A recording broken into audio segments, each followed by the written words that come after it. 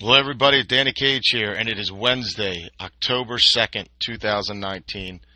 Could be a date that everybody remembers as the start of the new Wednesday Night Wars, Wrestling Wars, what have you.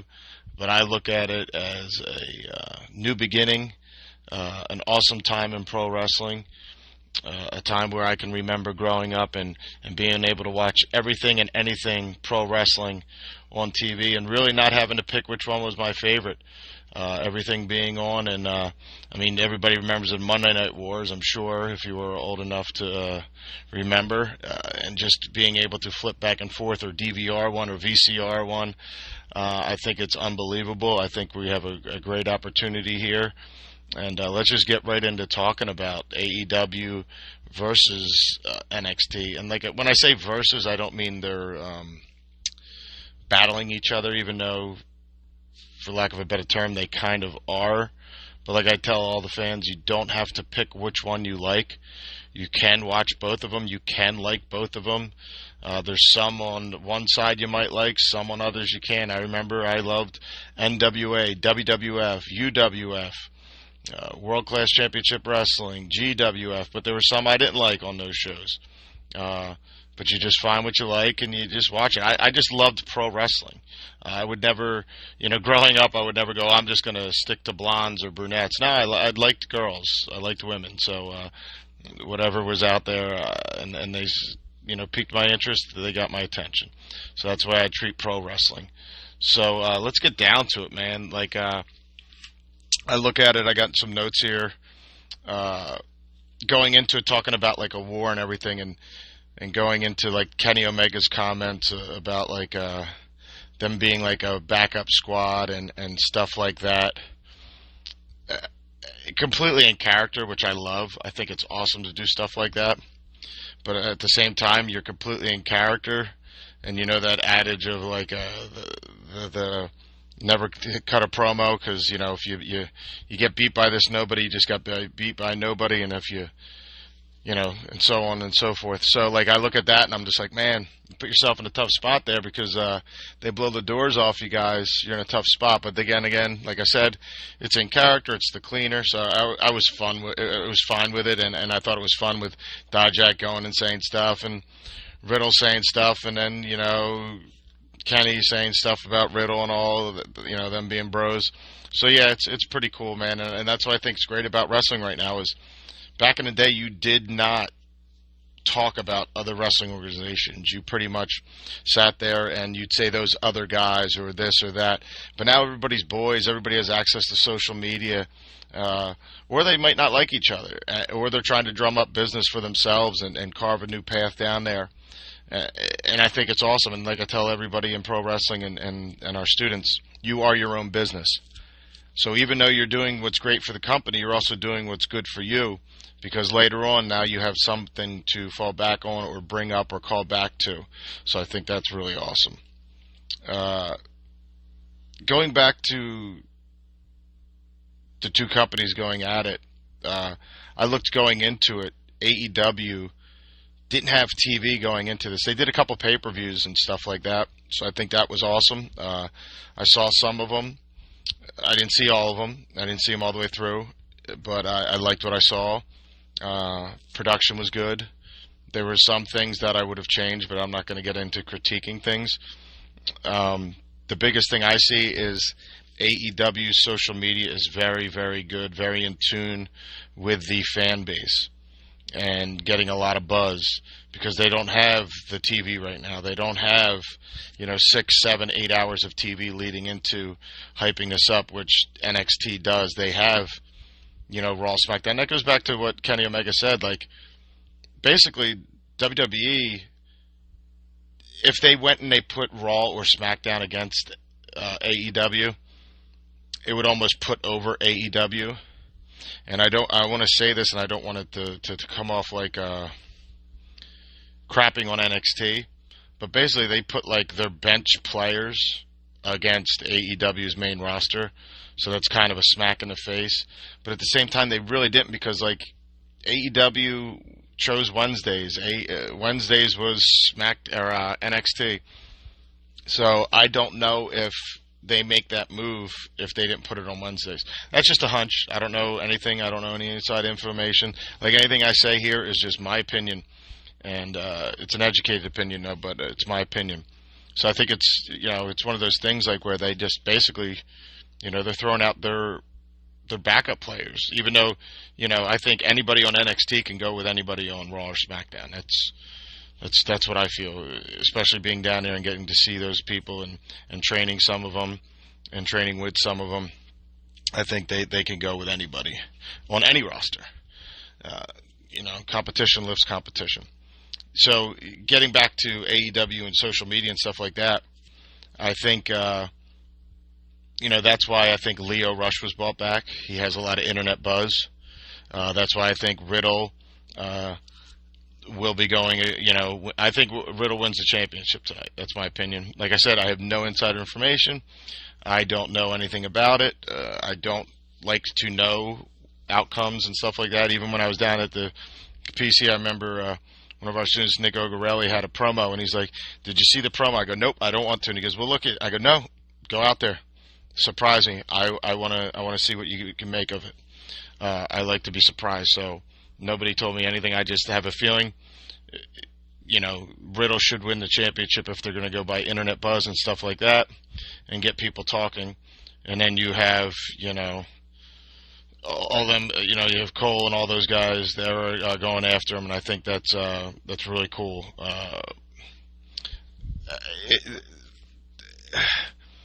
Lio Rush, I think, is awesome to bring back.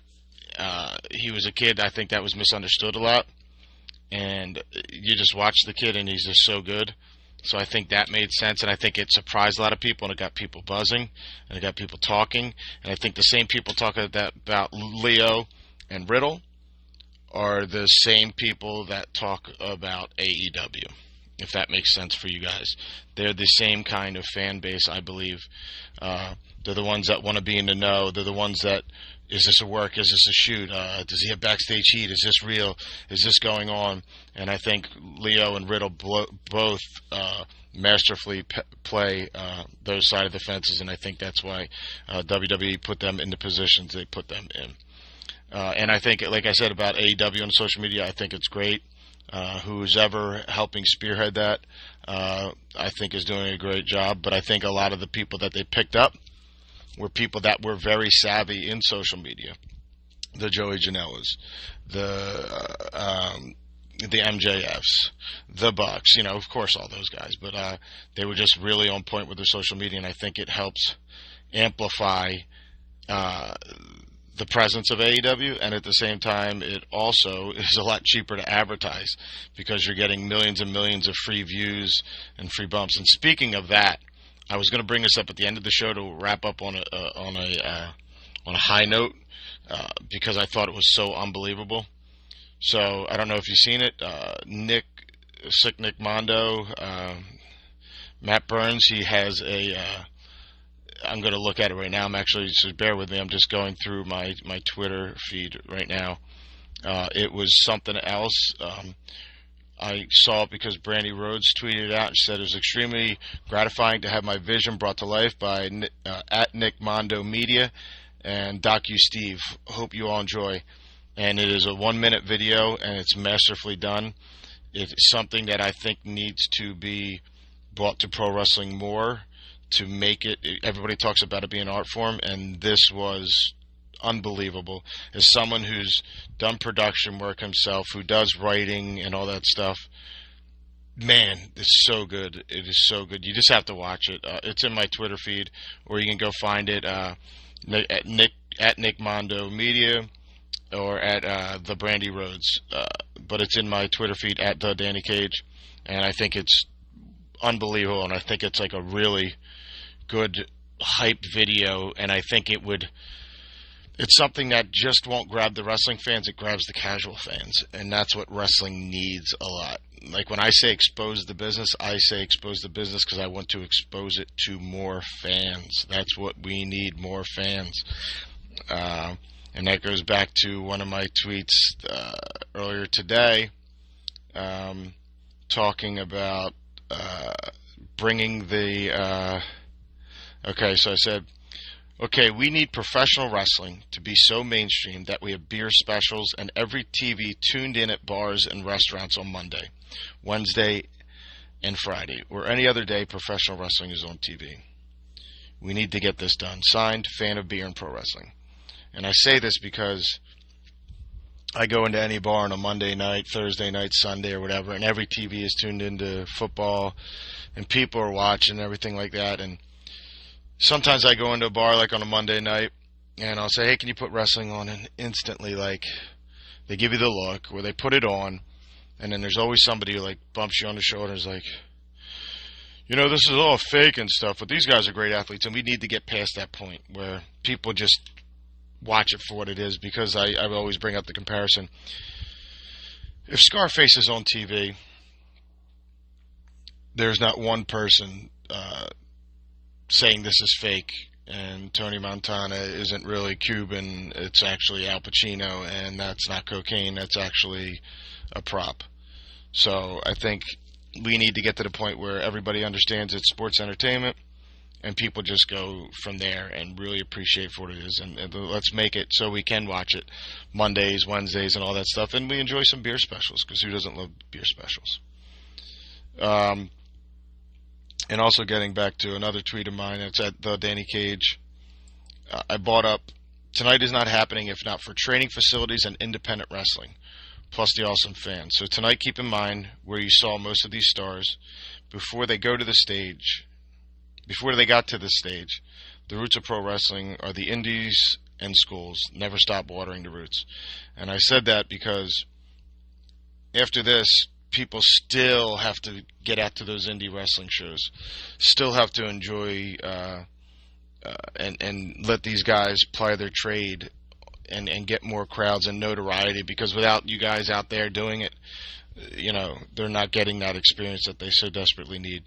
So just remember that while you're doing this, and also look back and just remember where you saw these people. You know, it's pretty cool, because there's one of our former students that was training at the Monster Factory when I was training is associate producer over at AEW. That's QT Marshall, now known as Mike Marshall. Over at NXT, we have, of course, Damian Priest. We have Matt Riddle, Nick Ogarelli, and Steve Cutler. And I think that's pretty cool to see everybody out there making that next step. And a lot of those guys got the experience by doing, you know, Monster Factory shows or Evolve or Combat Zone, Creator Pro, and all that stuff. And I think it's really cool to see everybody out there getting that experience and now being on that stage, just like MJF, just like Darby, you know. And then, of course, you got the Young Bucks who just redefined the indies. And I think it's awesome. And then, you know, Kenny Omega, what he did in Japan and stuff like that. So I just think it's unbelievable, and I think it's going to be an exciting night. I'm just in the middle of indigestion right here, and I don't want to stop the recording, so excuse me while I catch my breath for a second. All right. So anyway, getting back to tonight, here's one of the main issues I saw, and I don't want to bring this down or make this seem like I'm crapping on anything. I worry for AEW, and I said it to some friends and some colleagues prior to this, is if I was AEW, what I would have done is I would have got my team polished by recording some shows and formatting them for TV and putting them out there pre-recorded. Then I would have went live a little bit later. You know, take those steps. You know, the escalator, the elevator, different floors. Just number one, to get your team reps. Number two, to make sure everything's polished. And number three, to gain attention and to what is next. What is next? Oh, live's next. Okay, all right. Because granted, this team has probably done the pay-per-views and done live TV in the past, but I don't know if they've done it together. And the pay-per-views are way different than live TV. You got to be formatted for commercial breaks and stuff like that, and it's a whole different beast. And a lot of this talent has never worked television. Some have, some have not. And a lot of times they were freelanced, and and they were they could be edited to fix breaks and commercials and chop part of the match off here or chop an entrance off here. These guys are going to be running with strict times, and I don't know how many reps they've gotten all as a team working to get those. NXT has. I was down there, and I know that for a fact that when they're down there, they're repped on times, they're on entrances, and I got to produce some matches down there, so I know that they're going to be on. And their whole team has been doing live TV, between WWE and SmackDown, and you got people bouncing all over the place from Raw, SmackDown, over to NXT and stuff like that. I don't know how AEW is going to fare, and guess what? There's going to be some hiccups. There's going to be some talents that miss something. There's going to be something that goes wrong or doesn't come out smooth. And guess what? People are going to crap on it. That's fine. That's just like when a rookie fumbles. But guess what? Once that rookie stops fumbling, you forget about all that, and you just talk about how great that rookie is. So if it happens, it happens. I'm not hoping it happens. I'm not hoping I'm right. I hope I'm wrong. I hope everything is great. But I have a feeling there's going to be some moments where you have some dead air, or something gets cut out, or they have to go back to it. And guess what? If they do, it's fine, because wrestling isn't supposed to be perfect. But we're at the day and age now where everybody's a critic. Everybody loves to critique stuff. And let's not lose sight of this is a company that's just starting out. They might have some veterans there, but it's a new team. Excuse me. Told you I had indigestion. Okay. So the possible issues with that. What I liked about NXT, the first live show I saw, or the first 2 live shows I saw, they know who their core audience are. Their branding is on point. They're not trying to be Raw. They're not trying to be SmackDown. They're just being NXT. They're not trying to have 40,000 people in the seats. They're taping it full sale. It's very super smart. They're not going overboard with the production. They're letting the story be told in the ring, with some backstage segments here and there. And I think it keeps it to its core base of what made NXT NXT. And that's why it has such a buzz, is because it's not Raw, it's not SmackDown, it's not WWE, it's NXT. You gain a new fan base, you create a new fan base, then guess what? When that person gets called up to the main roster, someone who might not have liked WWE or soured on WWE might just follow that person to Raw or SmackDown. And now you've broadened your fan base. I had this similar idea for Future of Honor. That didn't work out, but that's what I explained to them. We need it to be Future of Honor, not Ring of Honor Light. And that was some of our creative differences there. It needed a whole new branding, and I tried, and that's what it is. But that's for another day and another 50 shows completely. So I'm not going to get into predictions for tonight. I don't want to give a match-by-match rundown. I will say this. I think Riddle wins the championship. It just makes sense story-wise. I think him losing to Killian showed his vulnerability, put his butt in check, if you will. Because I know somebody who's promoted, and ran and produced, probably 2,400 matches and over 300 shows. Sometimes you have to do that to town. I'm not saying that's what was done, but I looked at it as, okay, maybe they're going to see how he reacts. And I think that's what was done. And, he was a pro, and now he's got the championship match, and I think he wins it. That's what makes sense. But it's going to be fun to see the banter online, because everybody always says, man, could you imagine Twitter back when it was the Monday Night Wars? And that could be good or bad.